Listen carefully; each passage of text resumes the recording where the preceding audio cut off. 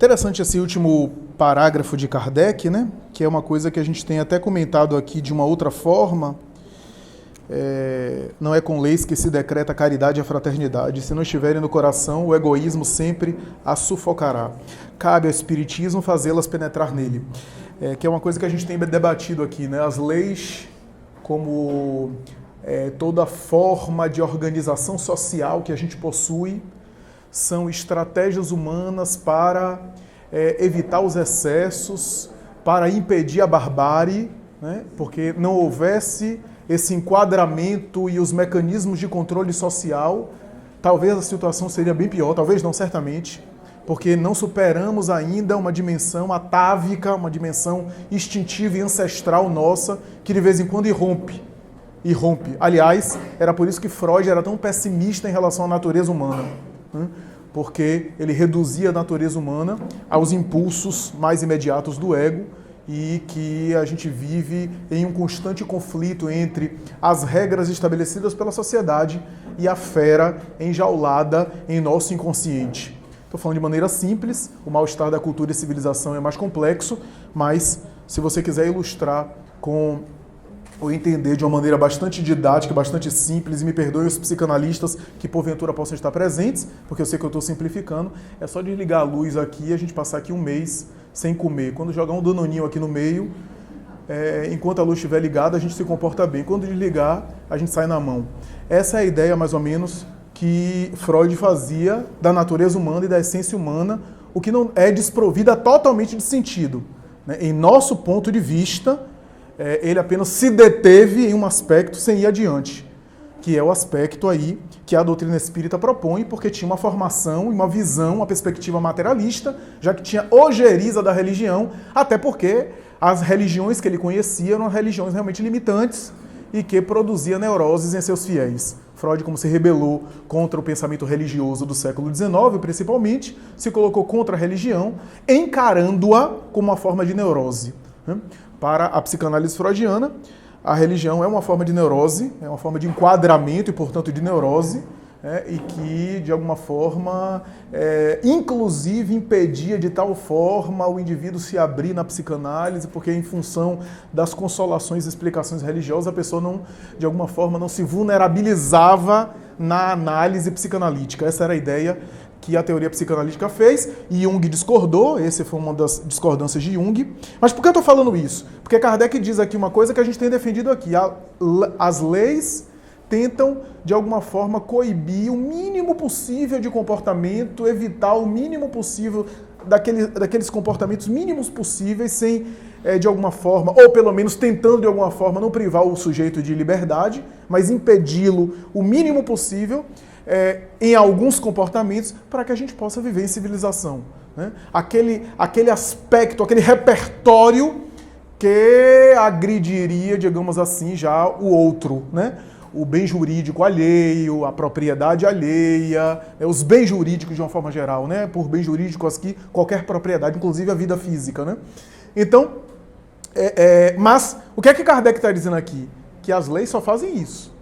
Contém, limitam, coíbem, para que a gente não possa viver numa situação, num caos bárbaro. Mas lei nenhuma transforma as criaturas. Lei nenhuma vai proporcionar a pessoa ser caridosa e fraterna, né? Então isso é importante. Ainda que as leis tenham um papel importante, inclusive educativo, né? Que vai de alguma forma gerando aí a mentalidade, mas não é porque eu decreto uma lei ou eu legislo em favor da fraternidade que amanhã a gente vai amanhecer todo mundo fraterno. Só porque está, de alguma forma, escrito em algum código civil, penal, etc., né? Então, essa conclusão de Allan Kardec é interessante, né? Porque a gente está num capítulo, o capítulo 25, é um capítulo muito sofisticado, como eu falei semana passada. Eu tenho falado isso. É um capítulo que toca em nuances que parece pertencer a outros capítulos, mas não pertence. Kardec foi muito esperto, muito sábio em localizar nesse capítulo aqueles aspectos que não estavam presentes nem No capítulo 16, como falei, a respeito de posses, de riquezas materiais, não se pode servir a Deus e a Mamon, onde ele fala sobre os apegos às riquezas terrenas, e por riquezas terrenas não apenas dinheiro. Nem no 19, quando ele fala sobre a fé que transporta montanhas, em relação à confiança e todo aquele repertório de comportamento que envolve a fé e a confiança, a entrega no alto. Aqui, a gente tem elementos dos dois, mas aqui não é necessariamente sobre fé, nem sobre apego material, mas sobre a conexão com o divino. E quando a gente fala em conexão ou conectividade, a gente está falando em dois polos no mínimo. Como toda a comunicação, a gente tem a emissão e a recepção, o emissor e o receptor. Na conexão com o divino, tem o papel do emissor e o papel do receptor e vice-versa. Na verdade, a criatura com o Criador é emissor e receptor ao mesmo tempo, tanto quanto ao Criador também. Então, nesse sentido, o busca e achareis tem a ver com os aspectos interiores e morais dessa conexão. Busca e achareis é o papel da providência. Olhai os pássaros do céu. O busca e achareis é o papel da criatura. Olhai os pássaros do céu, ou não vos preocupeis com o dia de amanhã, é o papel da providência. Ou seja, é o estudo que localiza os aspectos nossos e os aspectos da providência divina. Que é um capítulo, portanto, muito sofisticado, porque não é fácil a gente começar a ler nos acontecimentos da vida respostas do alto.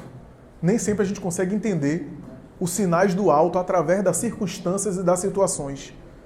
O tempo todo a vida está nos respondendo, de acordo com aquilo que a gente também está dando na vida. A gente está emitindo, irradiando na vida e a gente está recebendo. Né? Tanto é que Emmanuel, na obra Pensamento e Vida, vai dizer, é por essa razão que quase sempre por meio da desencarnação, o espírito, de alguma forma, se torna aquilo que ele sempre construiu. A criatura se revela conforme ele alimentou a respeito de si mesmo. Às vezes há uma surpresa no mundo espiritual, porque a criatura alimentou algo de si que não tinha consciência daquilo necessariamente, ou acreditava que estava alimentando outra coisa. Daí as surpresas. Mas, na verdade, cada espírito se torna aquilo que alimentou de si mesmo. Né? E no mundo espiritual só potencializa aquilo que predominou em nosso mundo íntimo, que a gente cultivou. É mais ou menos essa ideia. Tanto é que Emmanuel tem uma colocação simpática, né? Ele vai dizer que a morte é uma espécie de diploma de faculdade, diploma de graduação. Né? Ou seja, quando você escolhe um curso, você deseja se tornar aquele profissional. Depois de não sei quantos anos, você recebe o diploma de graduação, o certificado de que você se tornou profissional daquele ofício. A morte é uma espécie de diploma, que vai lhe dar a graduação daquilo que você se tornou, de acordo com aquilo que você fez da sua vida. Essa é a ideia que Emmanuel faz no Pensamento e Vida. Não sei se isso é consolador ou é tenso, mas enfim, se é consolador ou é tenso, é também para mim. A verdade é que esse texto aqui, o Olhai os Pássaros, diz respeito a localizar os sinais da providência que está respondendo para nós. Né? A providência é um grande ouvido que escuta e que também responde. Mas também esse capítulo aqui, Allan Kardec vai se ater a isso, eu vou falar de aspectos aqui psicológicos dessa relação com o divino. Porque, tem a minha parte, busca e achareis, pede e obterás, batei e abri-se-vos-á, e tem a parte de não vos preocupeis com o dia de amanhã, porque o Pai providencia aquilo de que necessitamos. Né? Ou seja, a parte nossa e a parte que a gente precisa entender e ler e compreender e assimilar da providência. Portanto, é uma parte que tem a ver com um aspecto psíquico, um aspecto aqui moral e psíquico na doutrina espírita é a mesma coisa. Eu falei isso numa palestra recente. Você pega a paciência é uma virtude ou é uma condição emocional? Eu falei isso aqui, né? A gente pensa virtude, porque está lá no Evangelho, é uma virtude. Né? Paciência é uma virtude. Tá. Aí você pega uma pessoa que está muito deprimida, uma das características básicas é a pessoa não ter paciência. Está o DSM-4, DSM-5, CIDES, chamam de irritabilidade. Ou seja, a condição emocional de saúde afetou a capacidade do indivíduo ter paciência. E aí, paciência é virtude ou é condição emocional? E por que a diferença? Por que não é uma coisa só? Aliás, é essa abordagem de Joana de Ângeles quando fala sobre aquele aspecto psicológico. Né? O que ela vai defender é isso. que em toda virtude é uma dimensão emocional, que são lados de uma mesma moeda. A gente que separou. Não, isso é da alçada da religião. Não tem nada a ver com saúde. Não tem nada a ver com ciência. Né? O Espiritismo veio fazer uma conexão nesse sentido. Né? Então, essa é a ideia. Né? Bom, esse capítulo e o texto de Allan Kardec, quando fala sobre o necessário, quando fala sobre aquilo que a providência prodigaliza e aquilo que não, quando fala das nossas preocupações, Allan Kardec, sem os termos que a gente usa hoje, fala de inquietações e fala de uma palavra que está muito na moda, ansiedade. E o que é que ele está dizendo aqui? É que a ansiedade é um aspecto psíquico que pode estar embutido na relação com o Criador. Emmanuel tem uma mensagem que ele vai dizer assim, se a gente pudesse resumir a vida de Jesus e a proposta dele, a gente pode dizer que a proposta de Jesus é ajudar a criatura na ligação com o Pai. Resumiu tudo. Né? Ele chama ciência divina de ligação com Deus. Né? Porque toda a doutrina de Jesus eleva a criatura para cima. E quanto mais o espírito evolui, mais ele se aproxima do Criador. Essa é a ideia. Ora, Kardec está colocando aqui de uma outra forma que no aspecto moral da conexão divina tem também aspectos psíquicos. E a ansiedade, apesar de todos os elementos, estudos que a gente tem sobre ansiedade, tentativa de entender o fenômeno ansioso, cada vez mais procurado para ser compreendido por conta dos dias que a gente está vivendo, a ansiedade tem aspectos psíquicos, mas a ansiedade já é um aspecto psíquico da conexão com a dimensão espiritual. Ou, se quiser, de maneira mais fácil, a ansiedade tem raízes espirituais. Tem raízes espirituais. Tem raízes emocionais, tem raízes aí do sujeito consigo mesmo, mas tem raízes aí espirituais. Né? Não vos preocupeis com o dia de amanhã. Ora, Emmanuel, em uma mensagem, a gente leu isso ontem em Mediúnica, né, em roteiro, Emmanuel tem uma mensagem muito famosa que ele faz uma análise sobre a religião, ele vai dizer que o sentimento sagrado, o sentimento de adoração, o sentimento religioso, o sentimento que a gente chama de fé, nasceu inicialmente no berço rústico do temor. Ele vai usar essa expressão. Olha que coisa interessante, que informação profunda e valiosa. Ele está querendo dizer de outra forma que o medo, emoção mais básica, segundo alguns autores, que surgiu praticamente como filho do instinto de conservação da vida. O ser irracional tem a conservação da vida como instinto predominante, daí a reação de fuga ou de combate. No ser humano, quando começou a raciocinar e começou a elaborar um repertório emocional, esse instinto de conservação fez ele ter medo diante de um objeto ameaçador. Portanto, é uma das emoções mais básicas, mais primárias da evolução. Ora, a ansiedade, nós sabemos hoje, até por estudos, a ansiedade é um desdobramento do medo. Segundo as melhores teorias de psicologia, a ansiedade é uma espécie de medo sofisticado ou medo por antecipação. Se eu tenho ansiedade para chegar aqui no horário, eu tenho medo de chegar atrasado. Essa é a ideia. E a gente pode aí aplicar esse raciocínio para a grande parte dos fenômenos ansiosos. A ansiedade sempre tem aí um medo por antecipação. Ora, Jesus, quando aborda o não vos preocupar com o dia de amanhã, ele está falando de ansiedade, portanto está falando de medo, e está associando aí, ou está chamando a atenção para a ansiedade como fator que dificulta a conexão com o divino. Ou, se a gente for ler Emmanuel, a gente vai ver assim, Jesus dizendo que com a ansiedade você volta à infância do sentimento de fé. Você retorna àqueles primórdios onde o ser primitivo nascia o sentimento de fé no berço rústico do medo. Em outras palavras, o homem primitivo, como não conhecia a natureza e não compreendia a divindade, que era mais instinto do que razão, tinha medo. E o medo fez com que ele começasse a desenvolver o sentimento do sagrado. Daí, por medo, ele matava e oferecia a vida como oferenda aos deuses. Por medo, ele fazia sacrifícios. Por temor do divino que ele desconhecia e ignorava, ele fazia rituais.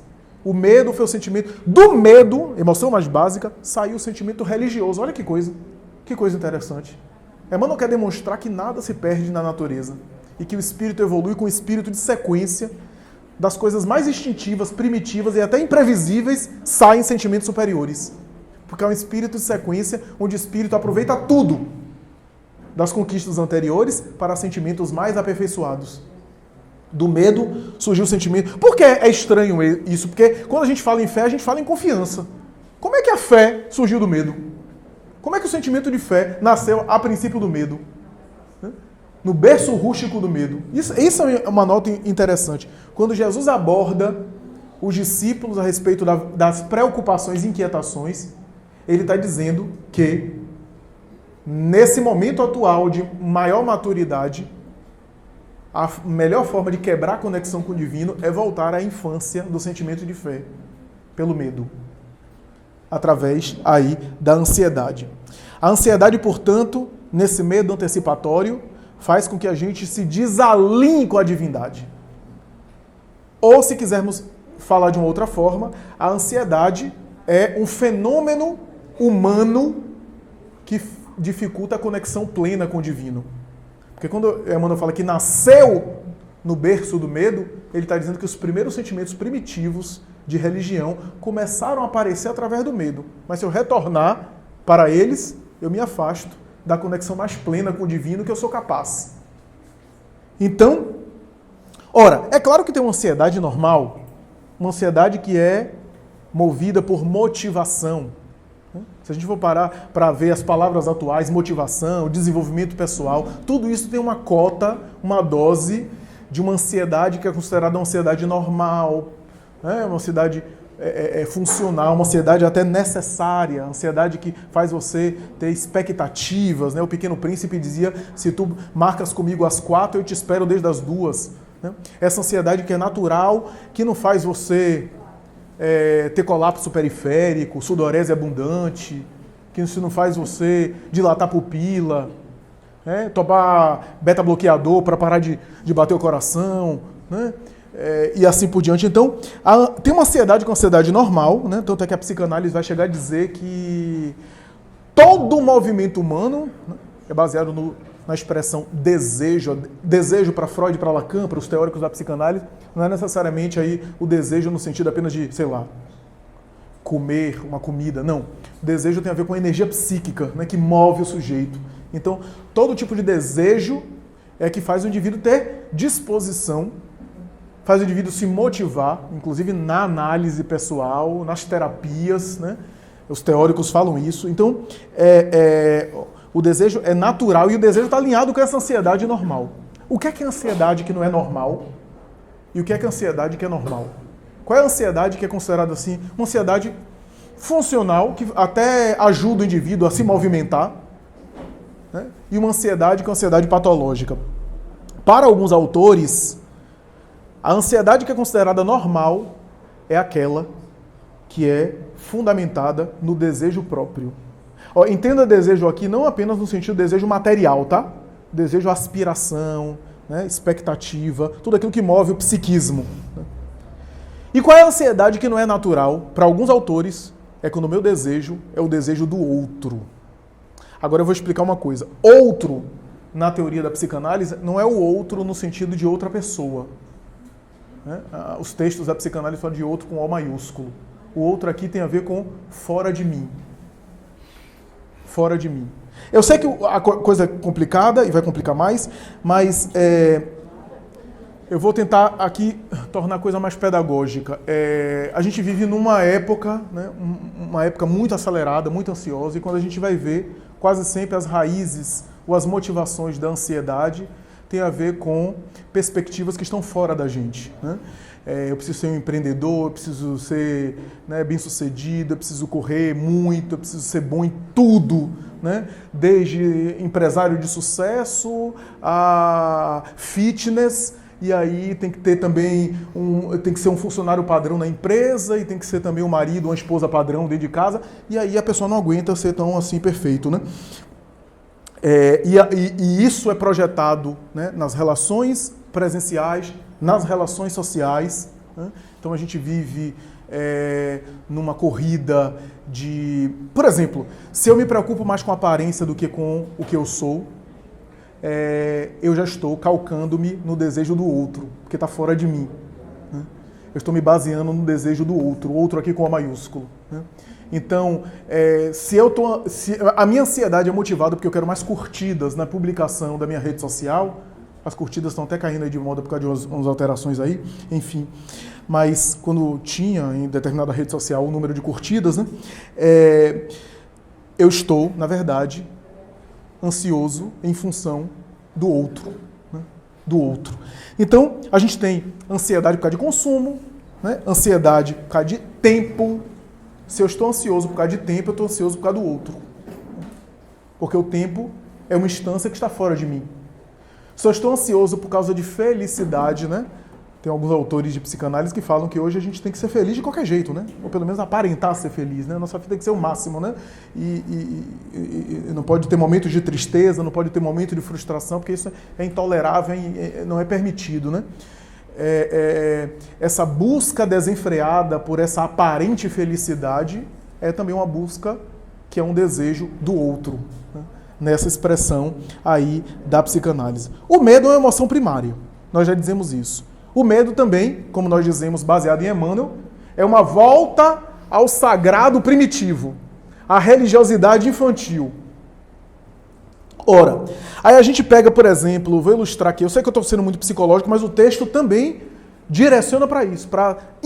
Kardec não fala de ansiedade, de fenômenos emocionais, não havia esse linguajar. Ele fala em inquietações e apreensões a respeito das coisas. Veja que são todas coisas que estão fora.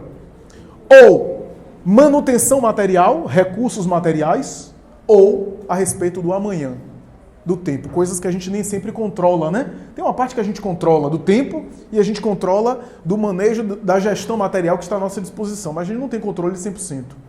Não tem controle 100% nem do tempo, né? Porque a gente passa pelo tempo, né? E a gente está submetido ao tempo. Nem tem controle total sobre a gestão das coisas materiais. A gente tem controle em parte, mas tem coisas que escapam à nossa capacidade aqui de domínio. Aí a gente pensa, né? O medo é uma emoção básica, o medo remete a uma infância do sagrado religioso, da espiritualidade infantil que desconhece, que no pensamento mágico, por medo, crê, por medo se submete a algo divino, são os primórdios. Aí a gente pega, por exemplo, quadros emocionais. Vou citar um quadro emocional aqui. Transtornos do pânico, ou crises de ansiedade e crises do pânico. Se você pegar os casos clássicos, eu vou me ater aos casos clássicos de crise do pânico. A pessoa está dirigindo, teve uma crise do pânico, simplesmente, eu conheço umas 3 pessoas, parou no trânsito, teve uma crise, abre a porta do carro e sai correndo até para chamar alguém e fica profundamente vulnerável aqui, naquela situação ali, por conta das crises, dos ataques do pânico, né? Para chamar alguém, para amparar, para dirigir o carro, etc. Se você for fazer uma leitura simbólica sobre esse tipo de experiência, a gente tem, aqui eu estou me baseando em alguns autores, não necessariamente é uma verdade absoluta, mas alguns autores, por exemplo, psicanalíticos, você tem, por exemplo, uma espécie de retorno à experiência infantil. A experiência que a pessoa fica como se fosse assim um bebê, vulnerável, desamparada, não consegue dar conta da coisa. Dirigir é um dos símbolos da vida adulta, né? Então, eu estou me repetindo aqui, mas a gente pode... A sensação de desamparo, que tem a ver com a infância, com a ausência de autonomia, com a necessidade de alguém, né? Veja que os pacientes que têm crises periódicas de pânico, normalmente são acompanhadas, né, por alguém, porque não conseguem ficar sós nas suas crises, tem que ter alguém para amparar, e às vezes só a própria pessoa ali presente já evita a pessoa de entrar em crise, na mesma circunstância que a pessoa sozinha entraria em crise, né? Do ponto de vista desses estudos, dessa leitura psicanalítica, ali é um desamparo que remete, que faz uma regressão à infância, né? Uma regressão aí psíquica, né? Infantil, né? Ora bem, então a gente está diante aqui de um fenômeno que remete a uma sensação de morte, né? O pânico que eu vou morrer, eu estou ameaçado, eu estou com medo, né? Não necessariamente com uma ameaça real, mas uma interpretação de que eu vou morrer, uma sensação interna que eu vou morrer, que remete à morte, mas remete também a bebê, remete também à fragilidade, remete também a desamparo total, né? A uma vulnerabilidade, uma necessidade de alguém forte que ampare, né? Alguém que estruture, né? E então a gente tem, né, essa experiência. Veja como está conectado com o texto de Emmanuel, né? O retorno à infância do pensamento religioso. A infância do pensamento religioso tem a ver com o medo que predomina e o sagrado para compensar esse medo através de uma relação, que é uma relação mágica, uma relação supersticiosa do sagrado, uma relação inicial, que não é negativa, é apenas primitiva, mas não é negativa, é o ensaio da experiência religiosa, né? Por que eu estou falando tudo isso? Porque essas questões psíquicas e essas questões espirituais se unem em uma coisa só. Quando eu tenho medo, eu libero conteúdos muito internos, né? Que remetem à sobrevivência, portanto, à situação de ameaça, mas também aos medos infantis. E por que não? O espírito não aciona também a sua infância, né? Não recupera momentaneamente a infância irracional. O medo é uma emoção que deixa a gente irracional. Então, quando Jesus fala do preocupar-se com o dia de amanhã, que o Pai provê, ele está falando que há elementos espirituais, religiosos, transcendentes para determinadas experiências que a gente passa e que a ansiedade, ou medo, se quisermos, não apenas não resolve a situação, como é falta de compreensão de algo que está acima de nós e que está sendo supervisionado. Está sendo supervisionado. Se aquilo nos acontece, nos alcança, sem que a gente esteja gerando, existe ali uma lição que é só olhar para os pássaros do céu. É só observar, porque há uma lição ali que a gente precisa decodificar, que a gente precisa ler. Então, o que Jesus está falando é o seguinte, por isso que Kardec diz, a prudência, o cuidado, tudo isso é válido. Às vezes, o cuidado e a prudência que eu tenho é a lei de Deus se manifestando em mim para que as coisas aconteçam conforme a expectativa do divino. Então, isso é importante. Kardec chega a examinar isso, né? O homem que não está destinado a morrer em determinado acontecimento não morre? E os espíritos respondem que ao não estar programado aquela situação, ele não necessariamente passa por uma situação de desencarnação. E aí Kardec vai dizer, então, é totalmente desprovido de sentido os cuidados que o homem toma para não morrer? Os espíritos respondem não, porque esses cuidados é a própria providência para que ele não morra antes da hora. Olha só. Então, isso é importante. Em O Livro dos Espíritos, Kardec pergunta no item 929, há pessoas que estando privadas de todos os recursos, nesse caso, estamos no item Lei de Conservação, nesse caso, mesmo que a abundância reine ao seu redor, não tem senão a morte por perspectiva. Que partido devem tomar? Devem se deixar morrer de fome? Olha a resposta do mundo espiritual. Não se deve jamais ter a ideia de se deixar morrer de fome. Encontrar-se-á sempre meios de se alimentar. Se o orgulho não se interpuser entre a necessidade e o trabalho. Se diz frequentemente, não há profissão, e não é a situação que desonra. Dizem-se isso para os outros e não para si. Olha só, os espíritos estão dizendo que há gente que morre de fome muitas vezes por orgulho. Porque haveria meios de se alimentar. Os espíritos estão casando aqui com a proposta de Jesus. Os pais têm meio de prover. Então isso é interessante a gente pensar. Aí eu vou, por exemplo, para a literatura espírita. André Luiz, em uma das suas obras, narra uma família muito modesta. O pai de família, que era a pessoa que era provedora, como era comum nas famílias do passado, o homem que trabalhava, desencarna numa situação dramática, inclusive, cuja causa da morte a esposa não ficou sabendo, porque havia uma trama ali que ela acabou não ficou sabendo. Era bom que ela não ficasse sabendo, porque só ia perturbá-la mais. E ela ficou numa situação de penúria, inclusive com pessoas dependentes dela em casa. E ficou numa situação... Os espíritos ajudaram ela primeiro, apaziguando o coração, ajudaram o esposo que estava presente em casa, apegado às coisas materiais, chafurdando nas sensações físicas que ele não conseguia se libertar. o apego à matéria, os vícios que ele cultivou, ele estava mergulhado naquela neblina que não conseguia sair daquela atmosfera, a ponto de às vezes aparecer em sonho e perturbá-la. Porque ela acordava e dizia, vi meu marido em sonho, mas ele estava péssimo. E aquilo era péssimo para ela, porque ela começava a fantasiar, como é que ele está, etc. E aí eles prepararam inclusive o encontro dela com ele, amparado pelos espíritos para acalmá-la, que ela estava muito nervosa. Depois levaram-no para tratá-lo. Fizeram toda a experiência, né? Ajudaram ali no lar, nas defesas do lar. Ela tinha méritos, até que chegou em determinado momento e disse, e agora? E a situação material? Agora a gente precisa se preocupar com isso. Ela estava muito preocupada, muito aflita, começa a orar. Os espíritos então começam a orar também e dizem assim, vamos ajudá-la. Vamos ajudar nessa questão. Ela trabalhou na juventude como costureira. Foram na vizinhança e tinha gente precisando desses serviços. E aí intuíram uma pessoa que aí passou e aí bateu na porta dela e disse, fulano, eu estou precisando de serviço de uma costureira, você conhece alguém para me indicar?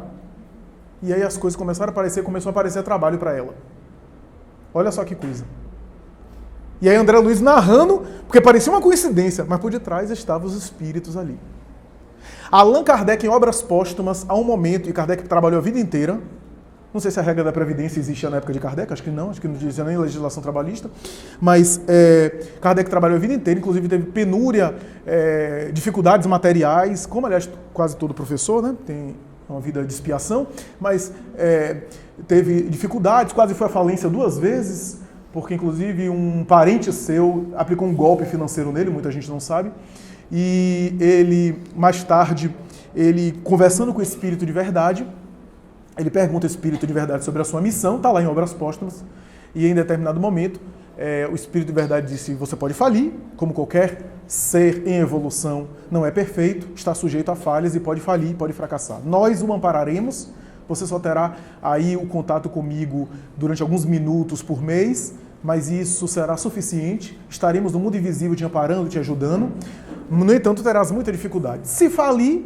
se fracassar, outra pessoa substituirá você, porque Deus não coloca toda a sua missão na cabeça de um único homem. E outra pessoa substituirá você. Mas serás muito feliz se levares a tarefa adiante. E aí Kardec perguntou, a ajuda que você promete a mim se estende também às minhas dificuldades materiais? Uma pergunta bem humana, né? Ou seja, a ajuda é só espiritual ou engloba as questões materiais? Ele está passando por necessidades. O Espírito de verdade responde, não te ajudar nessa parte seria não te amar. Então, nós temos, portanto, isso. Eu vi certa vez um depoimento de Roberto Lúcio de Souza, que é um médico da AME Brasil, de São Paulo. Ele é psiquiatra, escreve inclusive textos de psiquiatria e espiritismo formidáveis, e ele comentou a respeito de uma experiência sua, né? Ele disse que teve uma época que ele passava por muitas necessidades materiais, profissional liberal, e ali trabalhando, né? Trabalha e recebe para dar conta, para se manter. E ele disse que teve um momento que ele estava já sem aguentar, porque as despesas altas, 3 filhos, os 3 entrando em faculdade, ele tentando dar conta de tudo e amparando ali as despesas, fazendo malabarismos. Ele disse, uma idade dessa, eu queria estar numa idade dessa, estar curtindo um pouco mais com minha esposa, fazendo viagem, né? Frequentando assim um restaurante, e a coisa fechada ali na ponta do lápis, né? Com a dificuldade, etc. E ele começou a dizer, mas rapaz, esse negócio de ética espírita, esse negócio de pagar as contas, e esse negócio não está certo. E aqui para nós, a gente ter 3 filhos, e começou a conversar com a esposa assim, né? Para que 3 filhos, etc. E aí ele foi para a reunião mediúnica, e ele disse, o benfeitor espiritual nunca me falou daquela forma, naquele tom. Parecia um general, né? O benfeitor espiritual se manifestou. Eu só havia conversado com minha esposa, ela não participava da mediúnica, portanto ninguém sabia, e o benfeitor espiritual começou a falar. Roberto, meu filho, eu estava acompanhando você hoje de tarde, eu estava vendo a sua conversa. Eu quero trazer informação sobre a sua programação espiritual para você. Eu quero lhe dizer o seguinte, pelas suas necessidades e pendências aqui, era para você ter uma vida miserável. Sabe por que você tem algum recurso financeiro? Por causa dessas 3 almas que estão com você. Que a gente está dando uma ajuda de custo. É por causa delas.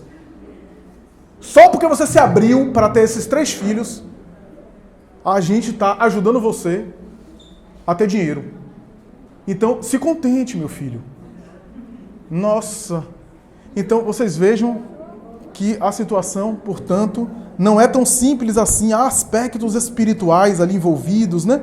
Aspectos espirituais envolvendo o poder, o dinheiro. Só para terminar e a gente passar algum comentário. Um livro de Humberto de Campos, há um momento especial quando Kardec estava para reencarnar e Napoleão já estava no poder, né? E Napoleão começa a periclitar, né? E mais tarde a gente sabe que ele acaba falindo na sua missão, fracassando, se coroando autocoroando-se imperador, traindo aos ideais revolucionários, de liberdades democráticas, de direitos civis, etc., para mais tarde acabar de maneira trágica, exilado, etc., e morrendo, perdendo a missão espiritual. Bom, ele sai do corpo, encontra o espírito que seria mais tarde Allan Kardec, a gente estava ali mais ou menos em 1799, 1800, Kardec estava se preparando para reencarnar, Kardec reencarna em 1804, 3 de outubro, e Kardec vai conversar com Napoleão pedindo ajuda. Os espíritos presentes, aquela equipe toda da codificação presente. E ele desdobrado, ele estava já encarnado, estava desdobrado pelo sono físico. Alguns encarnados contemporâneos estavam ali também, desdobrados, Beethoven, o Papa Pio VII, Faraday, Goethe, alguns outros que estavam reencarnados naquele momento, estavam também participando. Só que o diálogo é interessante, porque Kardec pede ajuda a ele, dizendo que logo mais reencarnará, e que ele tinha uma missão espiritual, olha só, que ele, sem saber, estava sendo instrumento da providência, e que ele aproveitasse bem, porque ele era Júlio César, o antigo imperador que fracassou por ambição de poder, e que agora voltou na Europa, no centro cultural do mundo, na época que era a França, e ele realmente anexou a França, ajudou na proliferação do idioma francês, para que as obras kardecianas pudessem se espalhar com mais facilidade. E Kardec dizia, mas você tem uma missão que tem raízes espirituais. Você não está aí por acaso. Você pode recuperar os erros clamorosos que você cometeu lá atrás.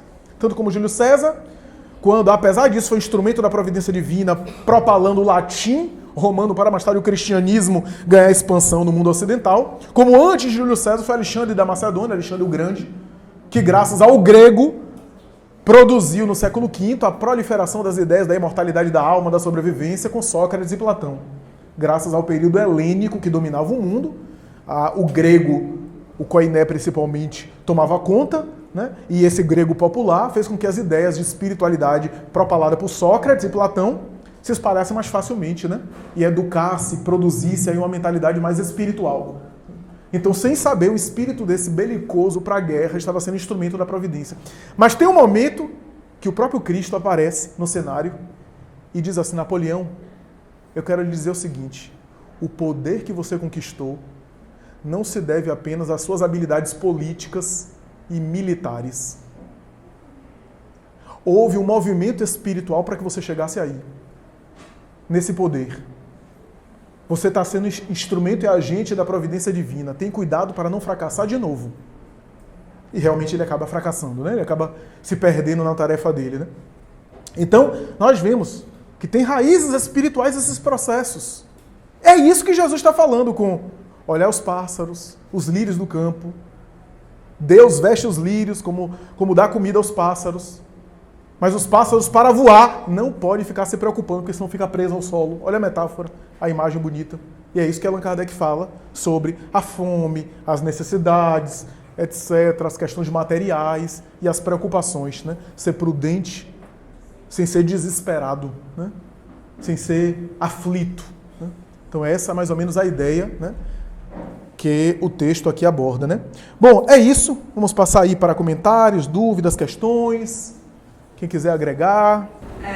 Eu imagino que nos centros urbanos, eu fiquei aqui pensando, é mais fácil para um indivíduo que nasce em condições desfavoráveis conseguir ir em busca do seu próprio sustento, ainda que seja apenas o necessário para a sua própria sobrevivência.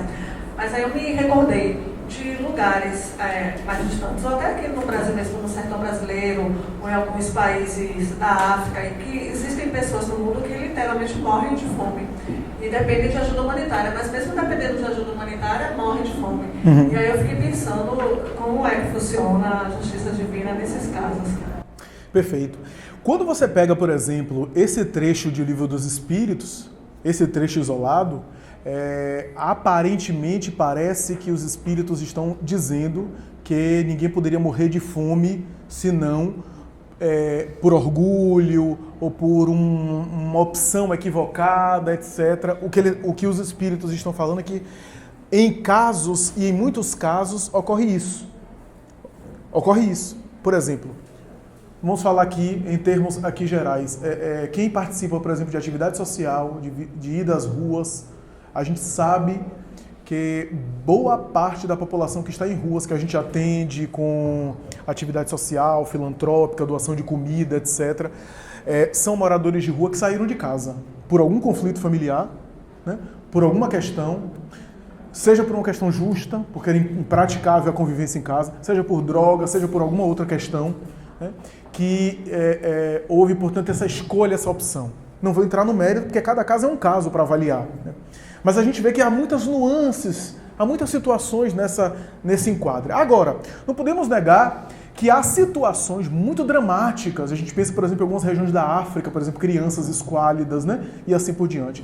Claro que aí faz parte de um quadro, porque a gente vai ver em outro momento Kardec abordando de novo o assunto e os espíritos dizendo que falta, portanto, essa, digamos assim, essa consciência, eu nem diria consciência espiritual, consciência humanitária, para que a sociedade não periclite de fome e de necessidade.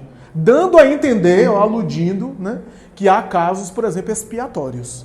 Há casos de inanição por expiação, né, por expiação dolorosa, dantesca, que faz parte do quadro de injustiças do mundo.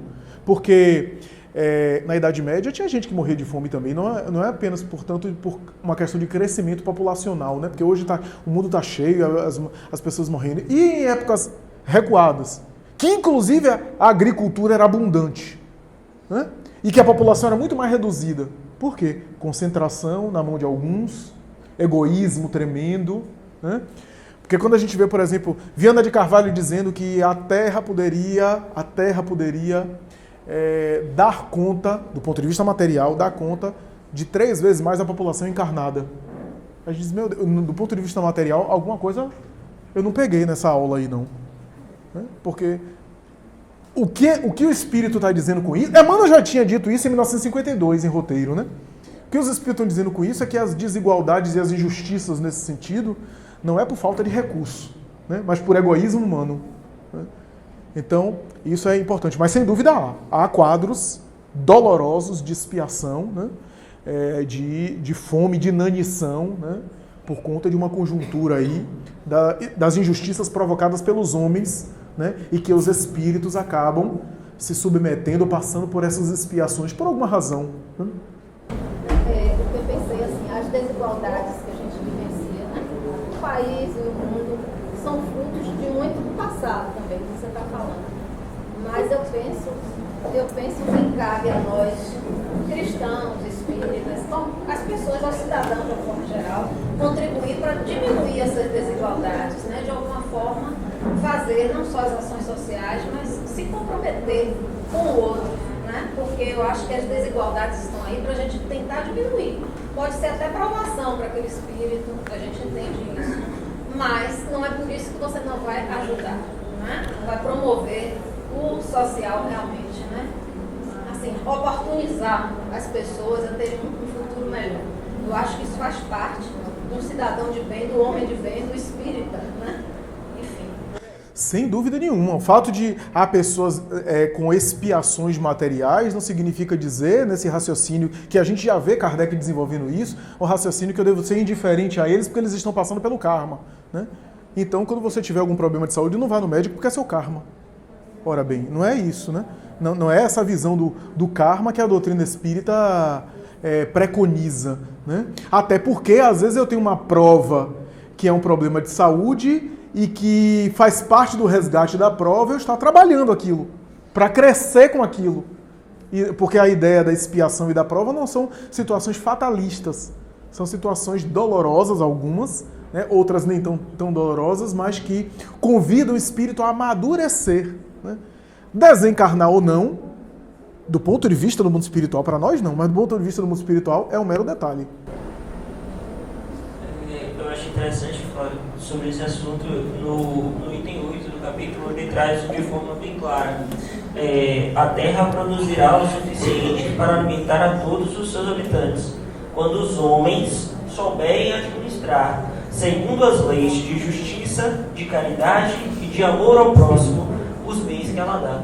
Ou seja, é exatamente o que você falou sobre o egoísmo humano, porque a gente ainda pensa no estocar os alimentos, de guardar, de pensar mais em nós. E é exatamente isso, como o Pri falou sobre as questões humanitárias que ainda existem. São poucas, existem, mas ainda são poucas, não são uma quantidade suficiente para suprir todas essas necessidades. Como você disse, existem os cargos e etc.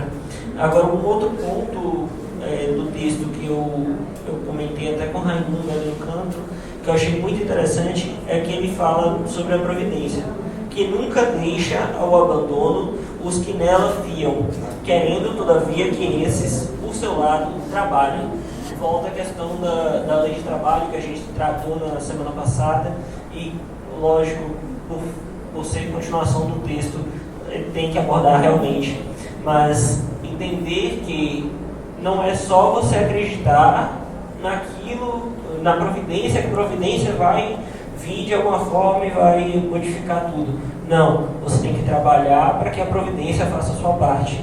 Você parado, você não consegue ir para frente, independente de te empurrarem. Independente da força que te empurre, você não consegue ir para frente se você não tomar a atitude de ir adiante. Então, a providência a gente sempre questiona. Poxa, por que isso acontece comigo? Por que isso não acontece? Como você falou da família narrada em André Luiz, ele reclama que não tem dinheiro para fazer o que ele achava que era importante, mas ele esquece que ele tem o dinheiro para o que é importante. Ele esquece de agradecer novamente aquilo que foi a benesse, aquilo que foi lhe dado como importância e como benfeitoria, para que ele possa se melhorar e ajudar aqueles espíritos que estão à sua volta.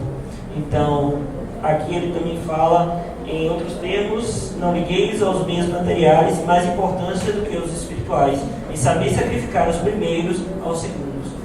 Dá importância a esse trabalho que temos, inclusive na Casa Espírita, como todos estamos aqui estudando, aprendendo cada vez mais, e dedicarmos a esse trabalho tanto quanto nos dedicamos aos trabalhos que são fora daqui, que são para os bens materiais, que são para o dinheiro. Dedicar tanta importância ao trabalho que temos aqui, entendermos a importância que temos nesse trabalho daqui, levarmos como se fosse um trabalho para o bem material, porque ele é bem mais importante do que esse trabalho. Então eu acho que essa mensagem que eu acho que é o norte também desse capítulo. Que quando você falou que as raízes da fé tinham o fundamento do medo, né? Eu me recordei da época mosaica, né? Que a relação com Deus era baseada no medo. Onde é que o termo de temer a Deus era muito difundido.